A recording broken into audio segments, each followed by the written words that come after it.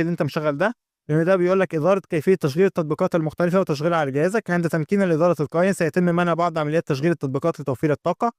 فتاكد لو انت عايز تطبيق يشتغل بسلاسه، فتاكد ان انت مفعل كل الاختيارات دي عشان يشتغل معاك من غير اي مشاكل.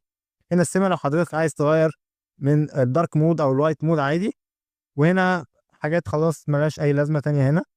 هنا عندنا برضه تحديث الاصدار الجديد، عندنا تحديث التطبيقات. هنا عندك تطبيقات جوجل مابس، جوجل سلايس، جوجل شيتس، وجوجل فوتوز.